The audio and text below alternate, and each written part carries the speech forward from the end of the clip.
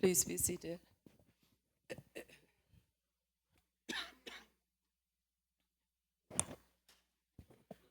Proceedings are resumed.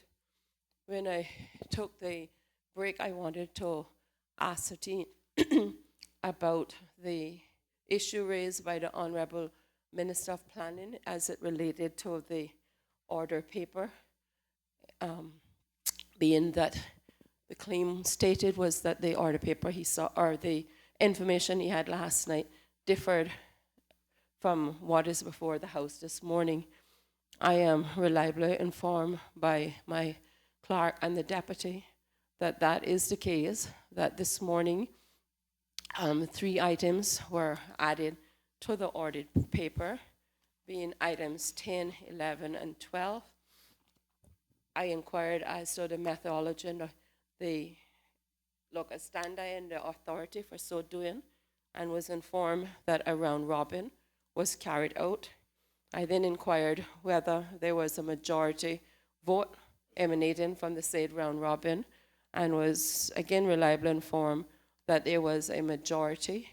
I then inquired as to the members and was informed that the majority was intact. It did, however, did not include the Honorable Premier or the Deputy, which sits in the Business Committee as Chairman and Deputy Chairman.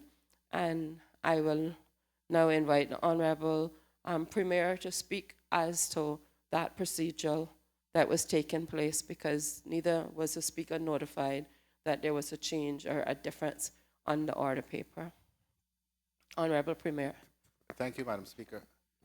Madam Speaker, the procedure that has occurred, which has resulted in this extreme delay this morning, I can only describe as irregular. As chairman of the Business Committee, I called a meeting of the Business Committee for Friday, just gone. It was attended by myself, the Deputy Premier, and the 5th elected member for Georgetown.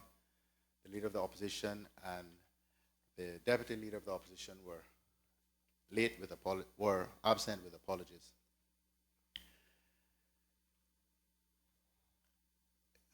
I am at the will of the committee.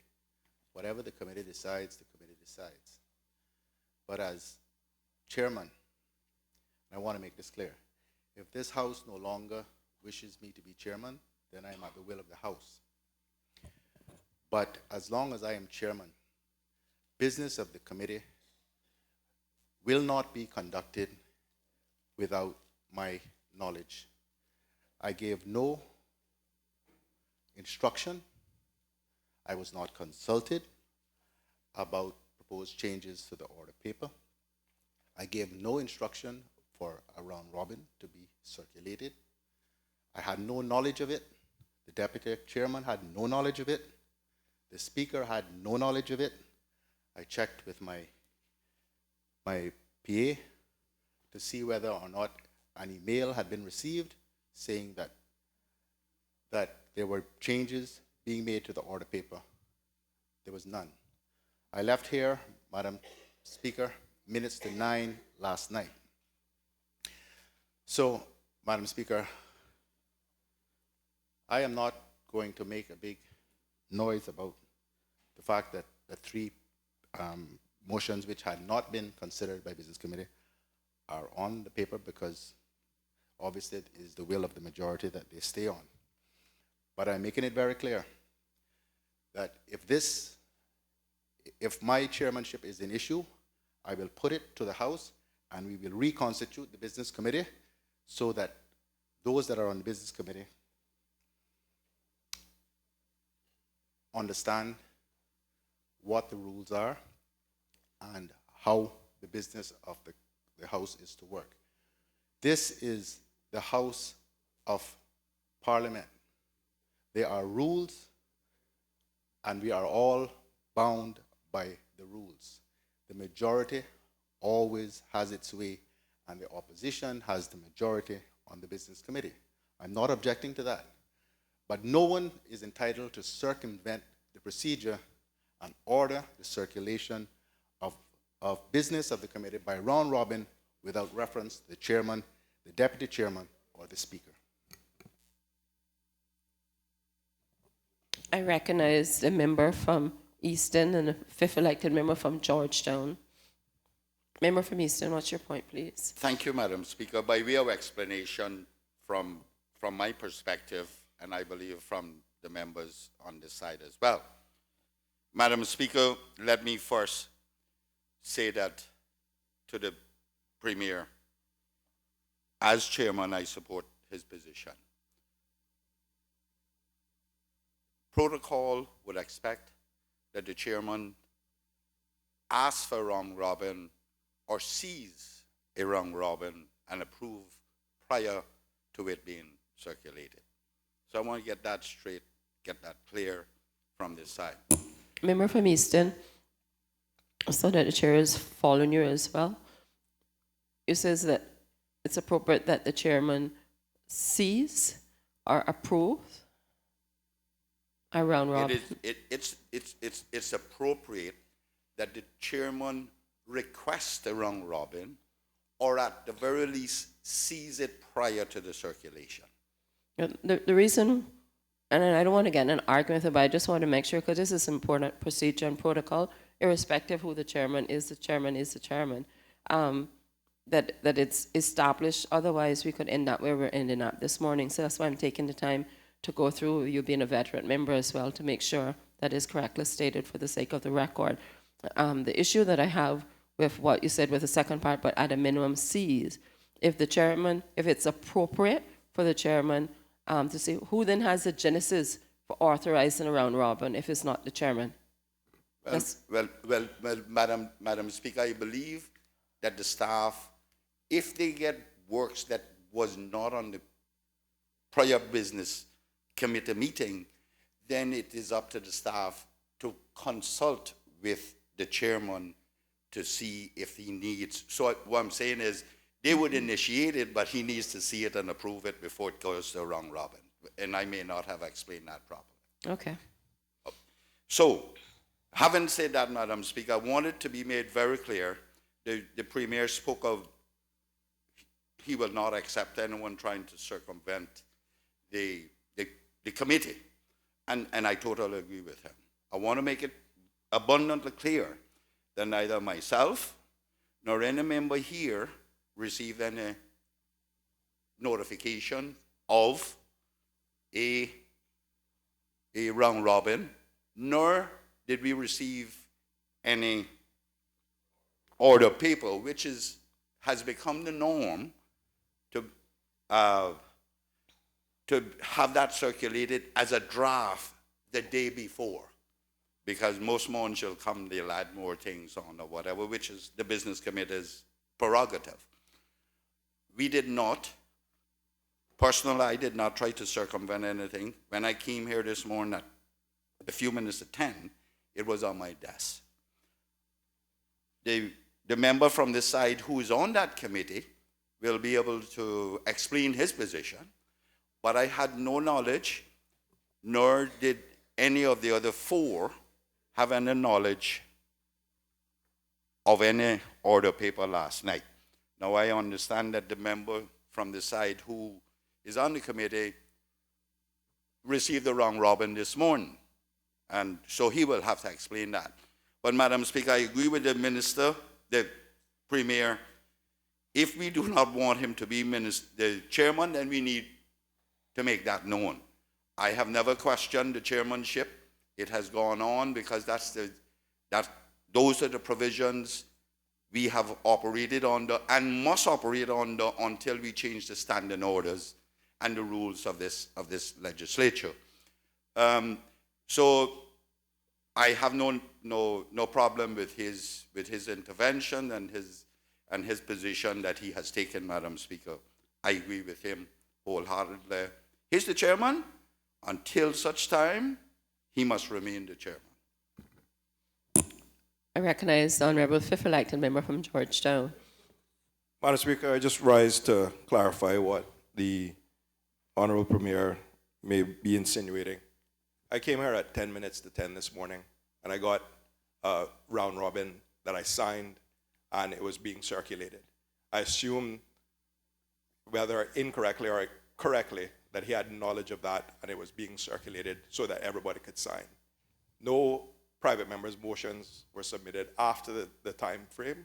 So again, just in a normal course of process, I would have assumed that the chairman had authorized the round robin. I was simply, as a member of that committee, signing my signature to that round robin. It had every signature there, so my assumption was that it was going to be signed by everybody here. I guess, unfortunately, at the time, only the members of the opposition bench were in the chamber awaiting the start of the meeting this morning. And further, just for the record, I have no problems with the Premier being chairman. He's done the job well. I'm just simply a member this paper was put in front of me as a round robin. I signed it thinking that all the procedures had been done before that. May I recognize the Honourable Leader of the Opposition? Madam Speaker, firstly, let me say that this matter is not the extreme that has caused extreme delay here. Government was not present, so we had a huge delay this morning. In fact, this House started with no quorum. So let's get matters straight. As long as I've been here, and I've been part of the Business Committee for a long, long time, if members want to add something that is not on the agenda, then they reach the chair. If the chair cannot be reached, then the clerk. And if the clerk agrees, the round robin is done and is sent to members of the committee for signature. When I came here, this round robin was sent to me, and I assumed as well that it had gone the full length. I don't think there was anything unawares, but for clarity and for the record, let me state something here. We're not going to blame the staff. These three motions, I hear the member from Eastern talking about 4. Well, these 3 here don't know nothing about that. Because you look at these motions, has nothing to do with the official opposition. The motion, a vision for a secure future for the Cayman Islands, it's not moved by any of us. Private members motion number 16, animal welfare, not moved by any one of us. Private members motion, and the motion that has been asked to move forward is number 17, possible breaches of penal code, legal practitioners law and immigration law by law firms engaging in overseas practice of Cayman Islands law, to be moved by the elected member for East End. Okay, those are the items. And that last one is the one that has been asked to move forward. None of this came from us, and myself and the deputy, we signed it as the member from East End, Georgetown signed it because we thought it had gone the full gamut of where it always go. So that's, somebody had to request it. Who requested it is the question, Madam Speaker. Who requested it? And obviously, the motions were accepted by the chair, meaning the speaker, for it to get this far. So why all of this? Somebody don't want these items to go forward. That's the problem, Madam Speaker. And the government should have taken the vote and say we're not doing it, rather than go this gamut about nobody who wants the premier to be the chair and who don't want to be chair. I don't want to be premier. But he got the votes. That's not the question here. And we shouldn't be splitting hairs this morning. Whoever asked for it, and I think it went as close to being the normal thing as it possibly could with the absence of the government for so long. As I said, the House started without the government, except for 2 backbenchers who really nobody in the government. Honourable Leader of the Opposition. Well, they're backbenchers, but they're not really on the front bench. They don't make the decisions. They're not policy holders. They're not policy makers. That's what I'm stating. But I don't want to leave any impression that the leader of the opposition or the deputy leader of the opposition, and I don't think the member from Georgetown did anything unawares because it's a normal thing. It's the government that don't want us to move forward, Madam Speaker. Speak the truth, cost it what it will. Take the Honorable vote. Leader Officer, I was just getting an indication if you were finished. But thanks for the elucidation. Thank you. I think we've had this issue on the floor sufficient. I think it's quite evident that it was not a request by the chairman or any member of the business committee for it to be circulated. Based on the representation that I've heard so far, I would also go out on a limb to ask the members of the business committee, seeing that this has arisen, that in future you may wish to regulate the business of the business committee by tightening it down whenever a round robin is done. It says explicitly the chairman has requested for the round robin to be circulated. And if that happens and the chairman has not requested, then we have a bigger issue. Now moving on to the other issue which I took a break to contemplate. I've gotten the Hansard and I just want to read it because there's just for the abundance of cautions. The speaker said, is there a seconder? MLA Suku, thank you, Madam Speaker. Yes, I rise to second the motion. The speaker, the motion has been duly moved and is open for debate. Does the honourable member wish to speak further to the motion? Fifth elected member from Georgetown, thank you, Madam Speaker. The speaker, please proceed. A short pause. The fourth member from Bordentown, Madam Speaker, with your permission, before the member begins debate, on behalf of the opposition on this side, we want to request if we could move private members' motion number 12 on the order paper up to number 4 on the order paper. Honourable Minister of Planning, Madam Speaker. Speaker recognizes Honourable Minister of Planning. Honourable Minister of Planning, Speaker, we looked at what we thought was the order paper, what was going to be on the order paper for today. There was a sequence which was totally different from this in, and that was the last night when we looked at it all. So there are only a few of these that we were prepared to deal with today.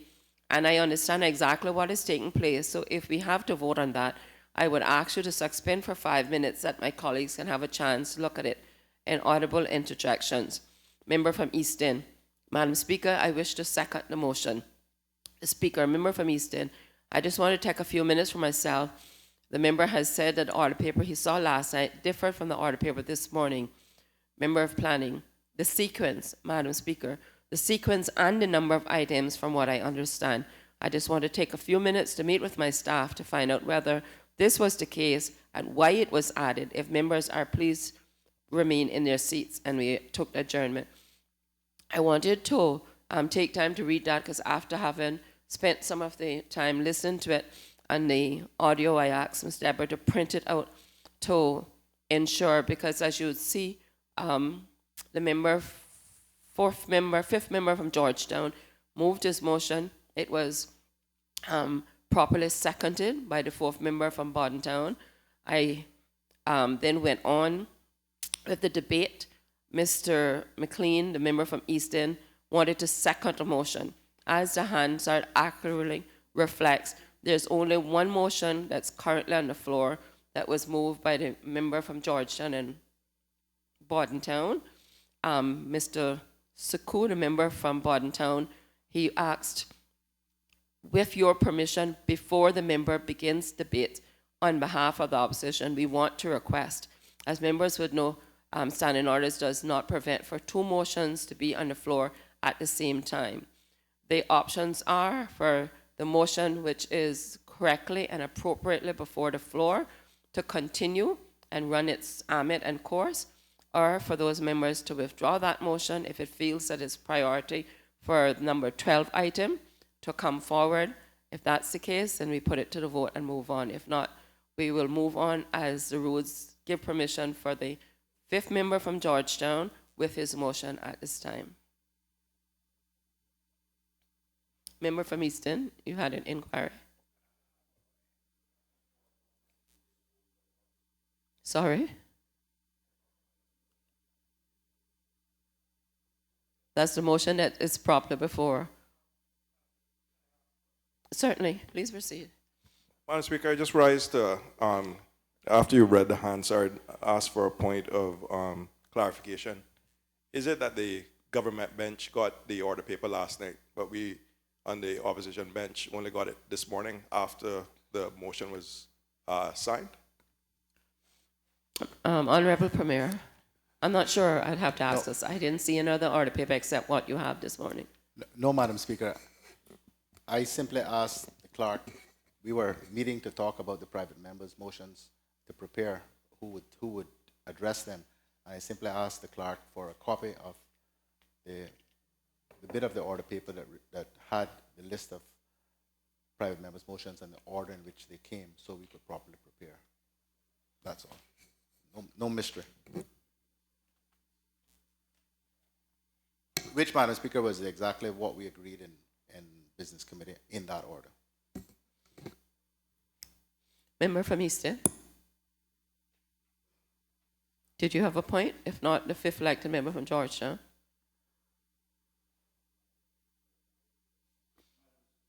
Madam Speaker, I was just trying to refer to the standing orders, not to question you, but on a matter of clarity, and as to whether or not, if another motion has been moved without notice, if that should not be disposed of first and then go back to the other one.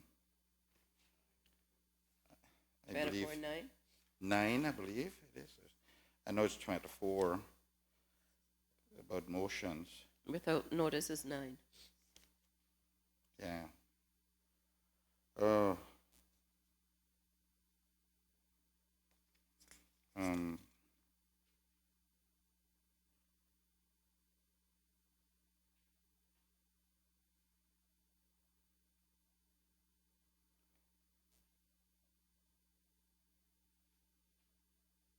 And then, Madam Speaker, when we turn to 24,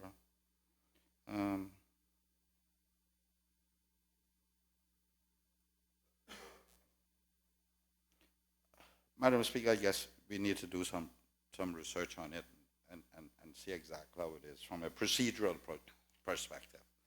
But I would think that my experiences have always been that we dispose of the second one, which in most instances we would be amending the first one, but in this case it's not. Dispose of the second one, then go back to the initial one. But I will do the further research, Madam Speaker. Fifth elected member from Georgetown. Thank you, Madam Speaker. Am I rising now to continue my? Well, I'm desperately attempting to get to what I think the standing order says, but I want to be careful to give members opportunity if they feel there's a procedural deference. I'm happy to continue, Madam Speaker. Okay, please continue.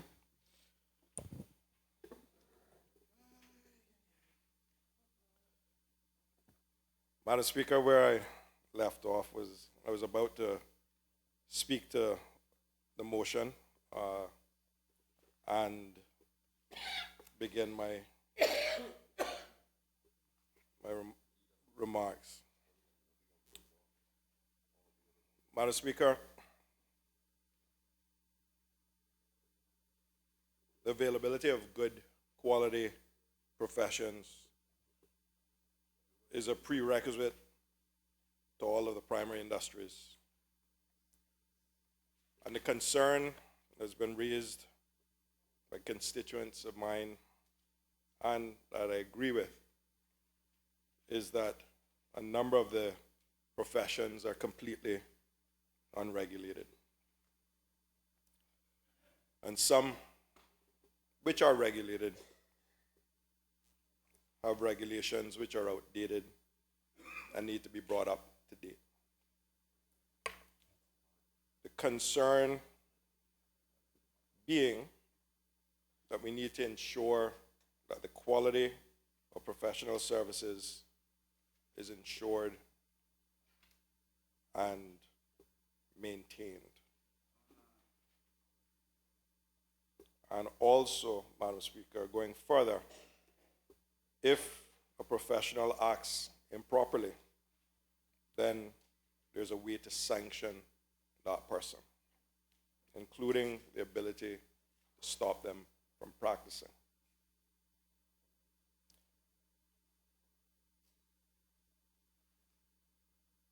the primary reason for professional registration in a discipline, Madam Speaker, is to protect the public health and safety. Public health and risk factor is a major consideration in determining whether an occupation should be regulated by statute. And as an international financial center, Cayman must be seen to regulate its professionals to equivalent international standards. Those who would seek to invest here must know that they're coming into a system that is fair and highly skilled, with adequate safeguards and support for their investments. It's currently possible, Madam Speaker, for architects, engineers, some medical practitioners to come to the Cayman Islands and practice without even a trade and business license. Government has in the past contributed to this phenomenon.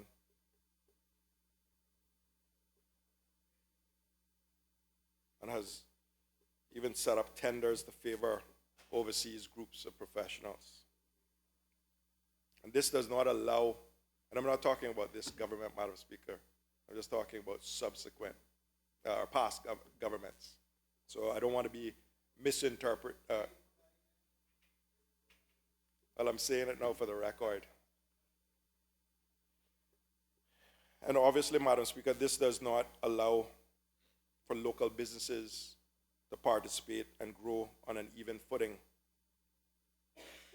or provide sustainable and meaningful employment for those trying to get into the field if these types of circumventions exist. So that leaves an opportunity, Madam Speaker. An opportunity for this government and possibly a future government to review all the regulations which govern the professions, and where appropriate, modernize outdated regulations and put in place regimes where there are none. It's critical, Madam Speaker, if we're going to hold ourselves out as first world.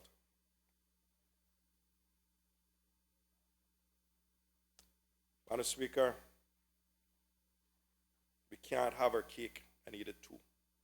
We can't call ourselves professionals but don't carry out best practice international standards or continuing education and other things that you would normally see in first world countries.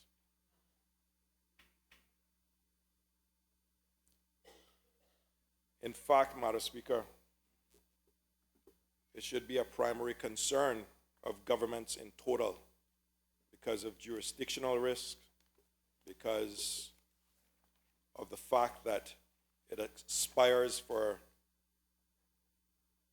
their young, bright, and capable Caymanians to enter these professions, be properly trained and judged at an international standard, so that we may proudly put our people forward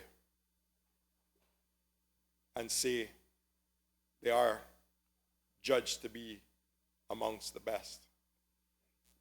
And that can't come by us just saying that, Madam Speaker, without the rigor and steps that go with accreditation in the professions. We also need to guard our borders. And when people come here claiming that they're professionals, we need to scrutinize them rigorously. We need to ensure that the professional qualifications are up to date, that they're in good standing where they came from, and that we're not giving professionals second chances where there should not be because of past behavior. Madam Speaker, it's one of the obligations of governments, I would say,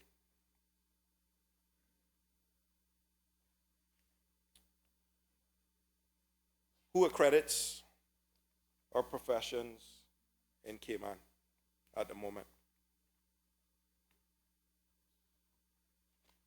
Do we simply allow the Immigration Board, who may not have the technical expertise to decide whether or not someone who calls themselves a professional is actually one?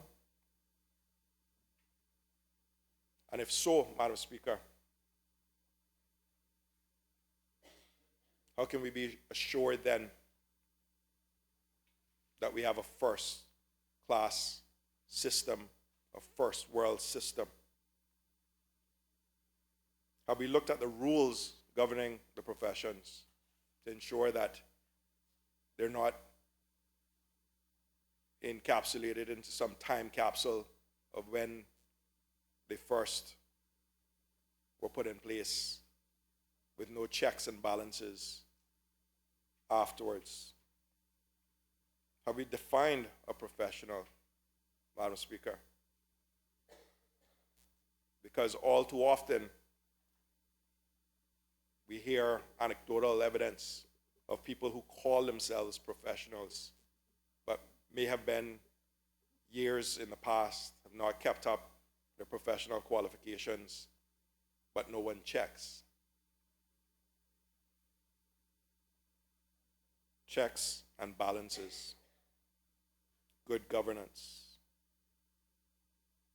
It's time, Madam Speaker, that we look to a government to provide that quality assurance, or at least to put in place a regime where other parties are doing it and that we are satisfied that they're doing it to an acceptable standard.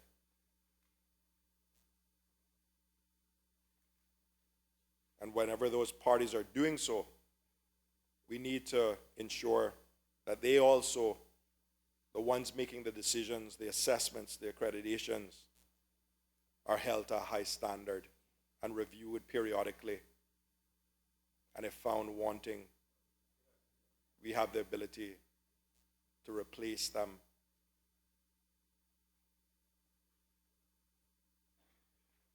I think it's time, Madam Speaker, that we put in place registration for all professionals and issue certificates showing the public at large that anyone calling themselves a professional has been tested, approved,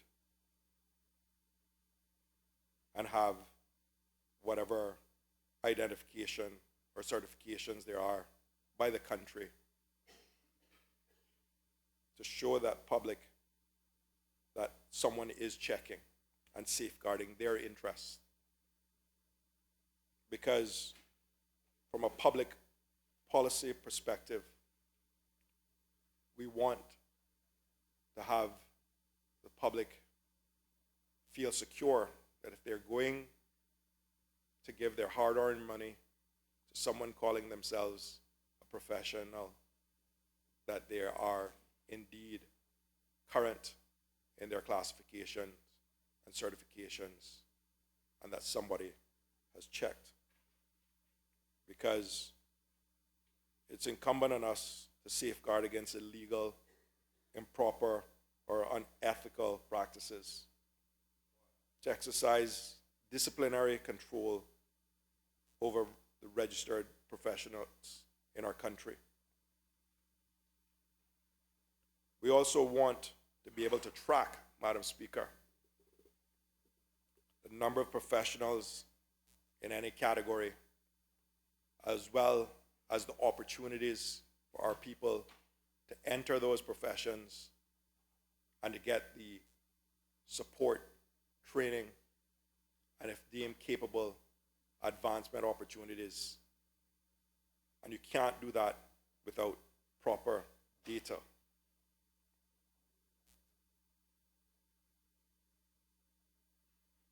I'd like to see, Madam Speaker,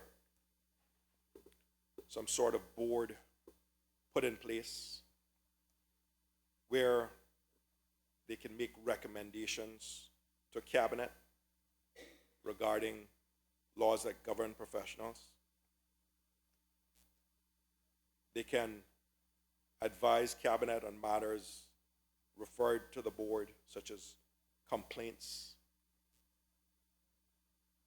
abuse, discrimination, negligence, things that should matter, Madam Speaker, in any first world country. And then ultimately, statutes put in place to regulate the practice of any of the professionals that I mentioned previously, so that they carry out their trade and their profession in the Cayman Islands according to some governing principles that are transparent and that everyone knows. Whatever that body is, Madam Speaker, government needs to be able to ask for proper statistics, for proper programs, including training, and also question if there are perceived or actual irregularities. It's time, Madam Speaker, that we have accreditation committees to act as quality control for the professions, to continuously assess and keep under review the academic qualifications required for registration and continuing registration as a professional. And that means a body that will examine, investigate, and report to the assessment committee on those academic qualifications of individuals applying for registration under our laws. The headlines this week give some of the reasons why something like this could be necessary, so you don't have to unravel it years and years after damage has been caused, both to our reputation as a country because of lacks of controls, and also the abuse of the people's money, their trust, etc., etc., etc. Madam Speaker, once that professional has satisfied that body or that board that he or she is qualified to be registered as a professional and is a fit and proper individual to practice as a registered professional, it shouldn't stop there. Someone who was a professional 30 years ago should not just be overlooked every year to say that once a professional, always a professional, no matter what you do in the interim.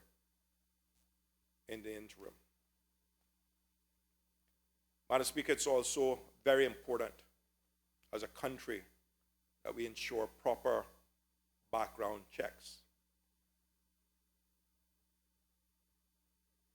including, probably most importantly, no disqualification or suspension from the practice as a professional in any place outside the Cayman Islands. Like the Premier said yesterday, we want to give second chances to our own, but we shouldn't be the bus stop for second chances for people who have done wrong elsewhere. And the only way that we can do that is by ensuring that we have proper systems in place, that we continuously update and check. And still people will get through the gate. But I guarantee you, not as many will do if we have proper systems in place. Not only do professionals need to hold the relevant academic and professional designations from accredited commissions elsewhere, but we need to also be aware of what those conditions for registration are, and if they're superior to our own, adopt them. Because if not, Madam Speaker, we'll have two tiers of professionals in this country. One being the ones that come from the real world. I use that locally and in inverted commas, because we've been told that a number of times in this country. But ones where we as a country know that when we are testing our people, that there will not have been found wanting in any of those first world jurisdictions that we're going to import labor from. Madam Speaker, there has to be one standard. It has to be acknowledged by the government, and any derivation from that standard, once our people have proven themselves, we need to look into as a matter of priority.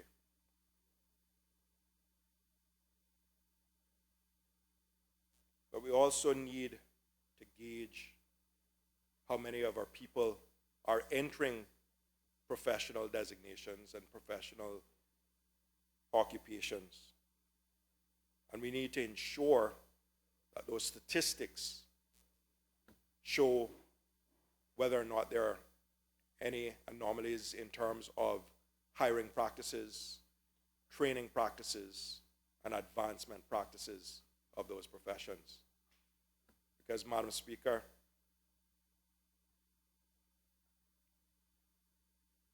if we're not building it so that our people can participate, who are we building it for? It's that same information that governments make policies over in terms of a number of things, including immigration. And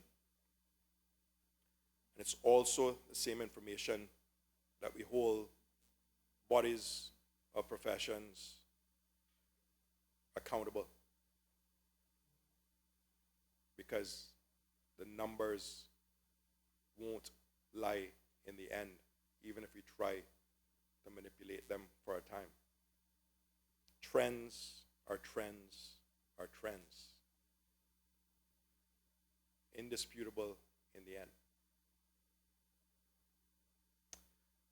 Madam Speaker, we also need to put in temporary registration provisions for professions to allow specialists to come here, but to also protect the people already in the profession. Because all too often, we hear that people are specialists in this and specialists in that. Do we actually check? Do we actually scrutinize that that speciality is not present in the Cayman Islands? That our own professionals, resident here, citizens here, cannot do the job? Or do we just accept that at their word. If the skill set is not readily available in the Cayman Islands, evidenced by qualifications and a resume and bodies of work, then absolutely. But should those specialists be inserted here on top of the professionals that are learning our own, that we hope and aspire that one day can be at the top of the profession? That's why those numbers are important, Madam Speaker. That's why the checks and balances need to be there. Because if not, we can easily overlook it, and our own people will be put out to pasture because we didn't look at it holistically, we didn't look at it in a global sense of the word, and we didn't prepare for future growth of our own people. Because if there are no spots to move up to, and there's a bottleneck, then we get into problems because we kill motivation, we kill aspiration, and we kill the Caymanian dream. So it's very important, Madam Speaker, that we look at these things and we become more strategic in our thinking. And if we're going to say that we're going to adapt first world protocols and laws, etc., then it has to be across the board, and it has to be one standard. And when that young Caymanian who aspires to be a professional has done everything asked by that professional body, then they can't be looked at as inferior, because it is one standard, one global world standard. Madam Speaker,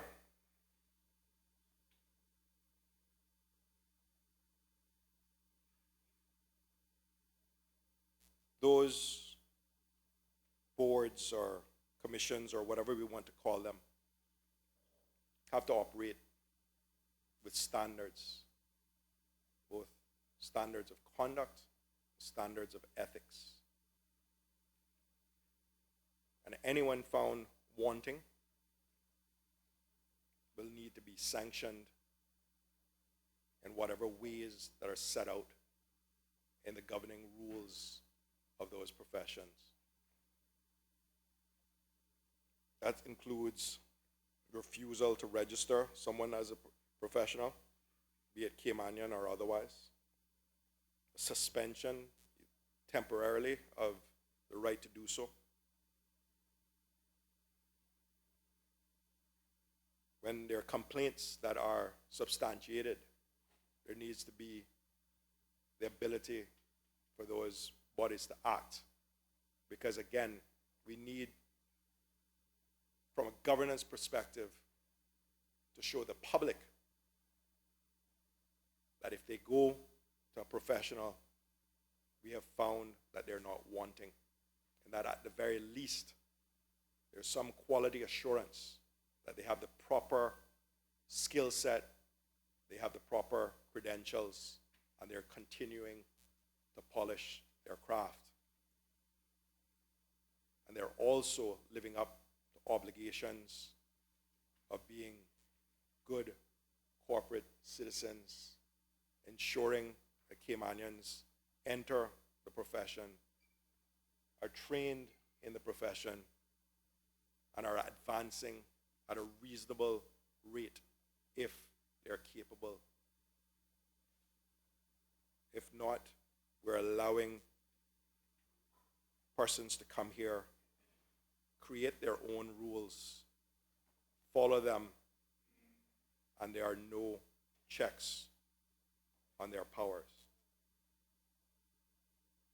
Anyone here making money off the backs of the residents of the Cayman Islands need to go through some type of checks and balances.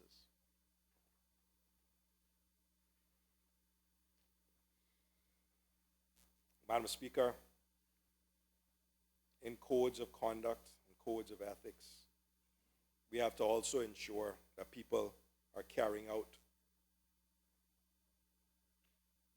their professional duties with honesty and integrity. Because again, jurisdictionally, we are the ones at risk.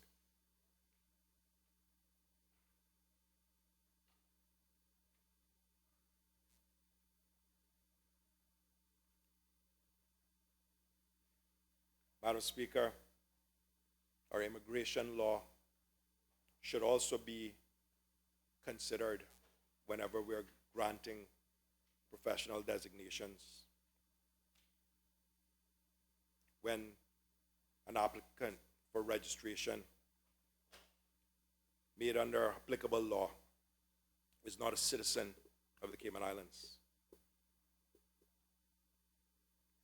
Because such application should not be favorably determined without looking at what granting that application will do to Caymanians coming through the ranks. And without regard for the existing immigration laws which apply to able, capable Caymanians who have proven themselves.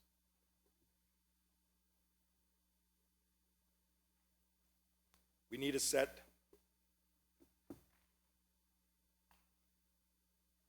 a bar which is on its face evidence of Caymanian competence, if only for immigration purposes. Because all too often we see, and everyone here has seen and probably been presented with ads that go out for certain professional designations that are very unique to one person on the planet. And we can't have that, Madam Speaker, when our people have proven themselves competent. And again, I stress, that is why we have to have an acceptable standard accepted for professions in this country. Because if you have the proper qualifications, if it's not specific down to the dotted I and the cross T, you still have to be given an opportunity in your own country to prove yourself.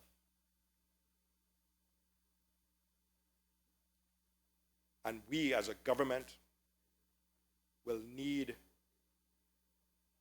to ensure that our people aren't being discriminated against because of some creature of fiction in terms of credentials.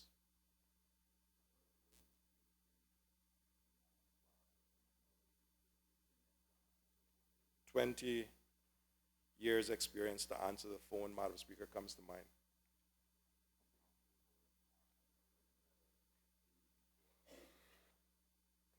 Madam Speaker, as a country, it has to be not only seen as done, but we have to do what is necessary to enforce all the laws relating to our people, but especially in professions.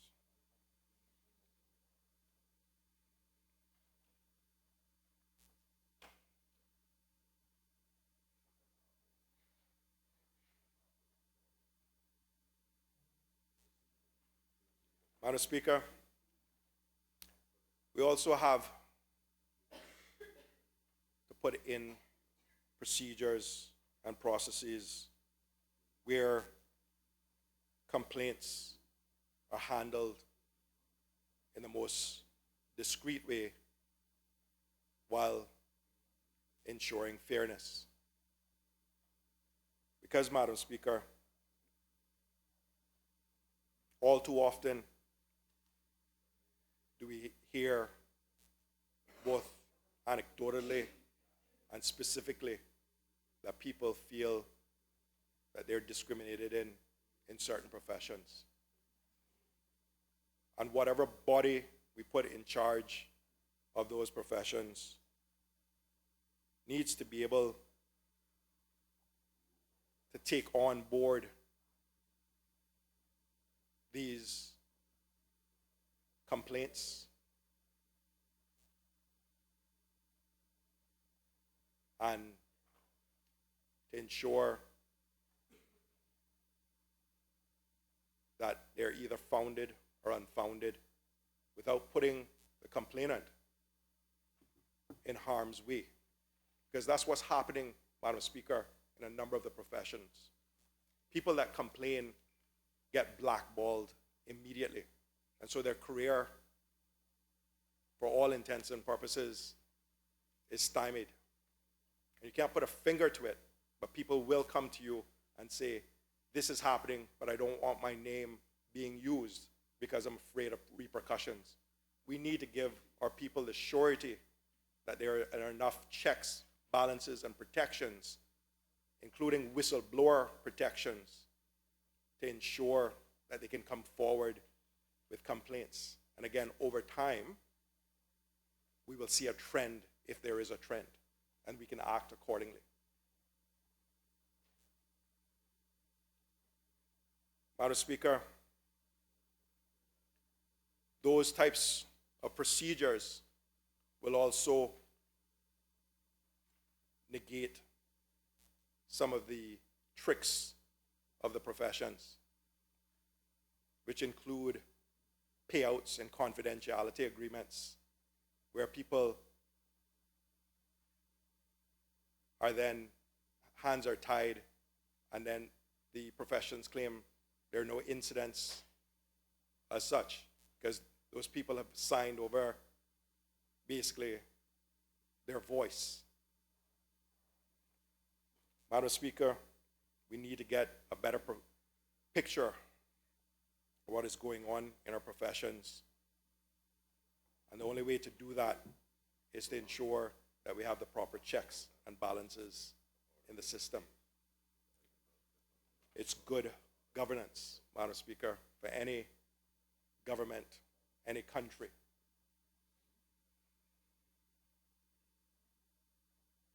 Like any laws, any policies, we need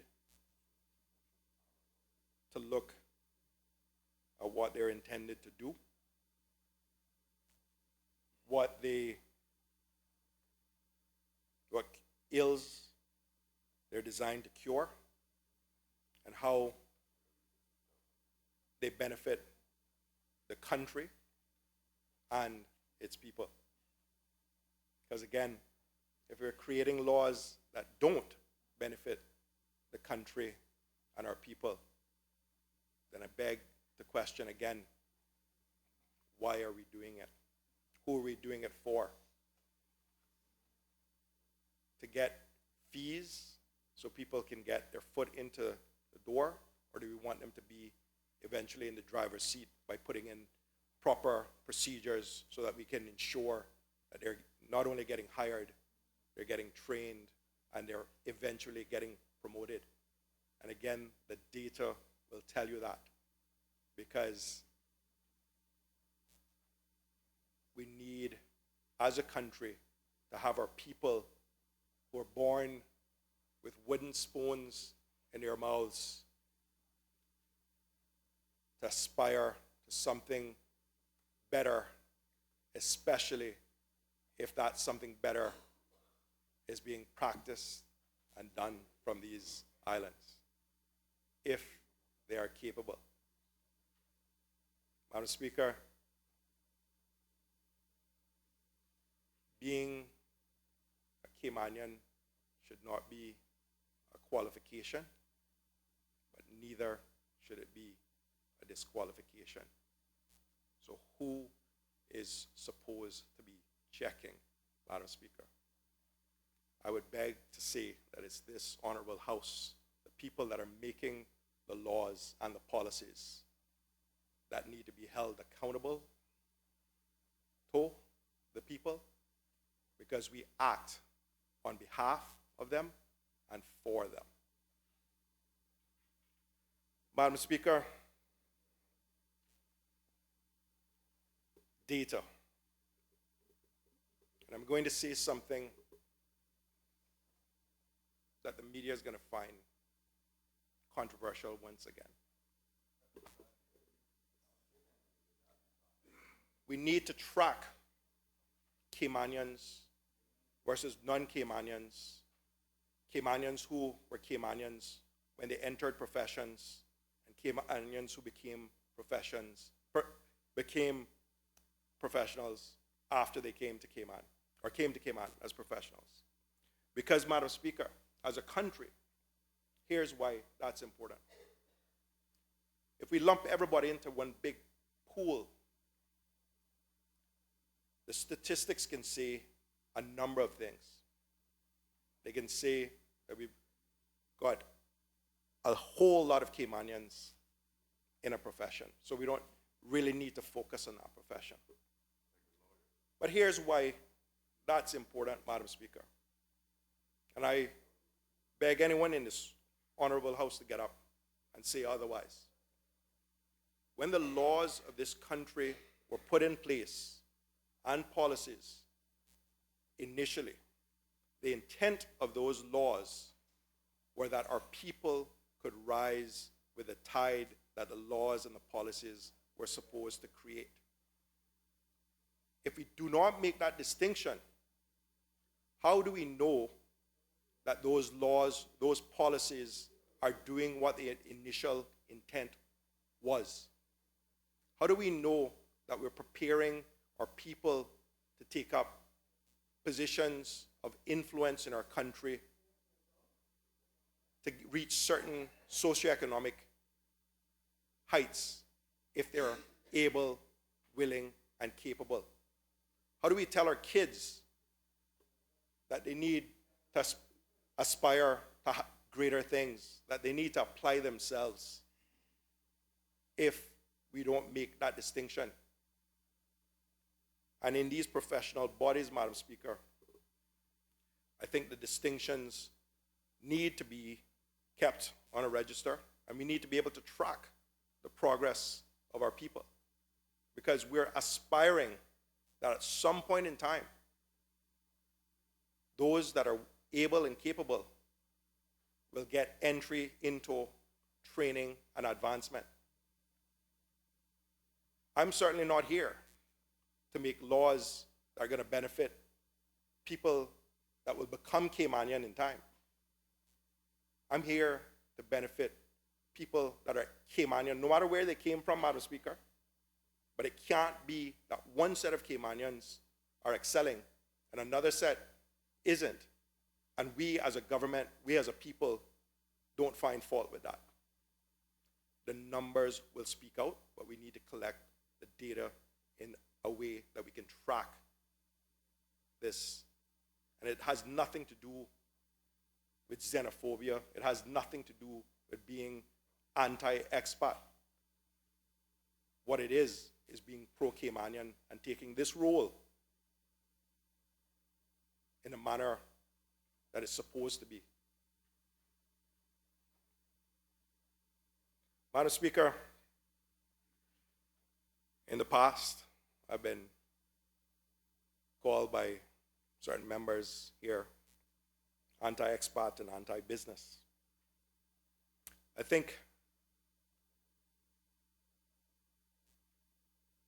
as I read externally, good business is making sure that your people excel if they have the aptitude and the credentials. Not only is it that the cost of business comes down because of our work permit regime, but we're also developing our homegrown talent, and homegrown talent that has nexus, pride, and a long-term view of the Cayman Islands. Good business is looking at diversity and ensuring that your people have all the advantages that the laws, the policies, and their own ability afford them. And I make no excuse for being pro-Caymanian, Madam Speaker. I'm very welcoming to anyone who would come here until they abuse my people. Madam Speaker, professions have mandatory codes of conduct. And you know why? Because they define professional misconduct. And if you don't have a mandatory code of conduct, you can't gauge then what is professional misconduct. You can't hold people accountable if you say, here are the rules, but you can ignore them if you want because no one's looking. We have to, as a country, look. It's incumbent on governments to look. We have to do it so we ensure that the system is fair, that we are, and we do have one standard, that's an international recognized standard. And if our people meet that standard, they're not being discriminated either in a manner that is designed or unintentional. And we as a government need to answer those questions, not anybody else. Madam Speaker,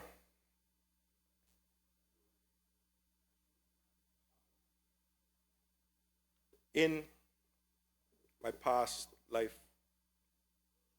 I was secretary of the Caymanian Bar Association. And there were incidents where complaints were made that we had to pass up to the court, or